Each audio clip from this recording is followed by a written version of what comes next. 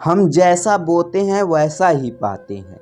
एक आदमी बर्फ बनाने वाली कंपनी में काम करता था। वो हर रोज कंपनी बंद होने से ठीक पहले कंपनी के कुछ हिस्सों के चक्कर लगाया करता था। एक दिन वो आदमी कंपनी बंद होने से ठीक पहले अकेला ही कंपनी के फ्रीज करने वाले कमरे में गया, जहां गलती से उस कमरे का दरवाज़ा बंद हो गया। फ्रिज वाले कमरे का दरवाज़ा बंद हो जाने की वजह से अब वो आदमी वहीं फंस गया। हालांकि छुट्टी का वक्त हो चुका था, इसलिए सभी लोग अपने अपने घर जाने लगे थे।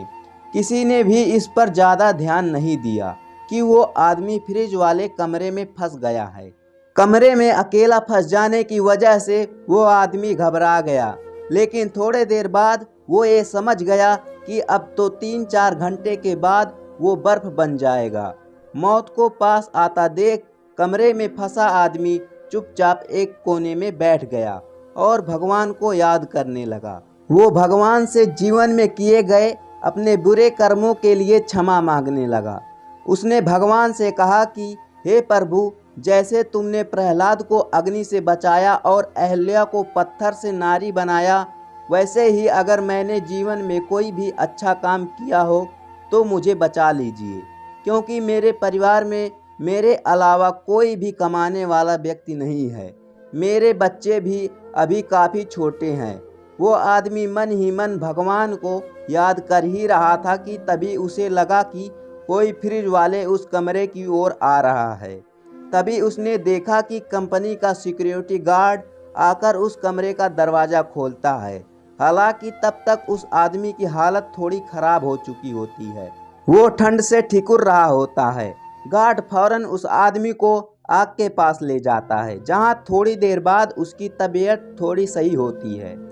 उसके बाद वो आदमी उस गार्ड से पूछता है कि काका, आपको कैसे मालूम हुआ कि मैं अंदर कमरे में फंसा हुआ हूँ? गार्ड बोलता है, साहब, मैं यहाँ कई सालों से काम कर रहा हूँ।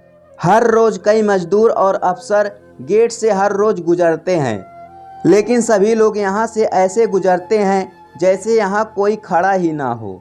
लेकिन तुम उन लोगों में से हो जो हर रोज आते जाते मेरा हाल चाल पूछते हैं। रोज जाते वक्त मुझे राम राम काका कहते हो।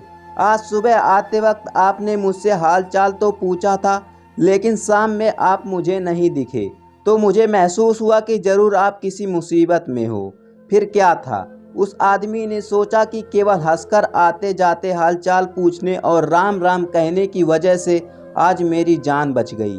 दोस्तों, इस कहानी से हमें यही सीख मिलती है कि हमें सबके साथ अच्छा व्यवहार करना चाहिए, चाहे वो हमसे कद में छोटा हो या बड़ा हो। इससे हमारा कुछ नहीं जाता और इन सभी चीज़ों का फल हमें किसी न किसी रूप में ज़रूर मिलता है।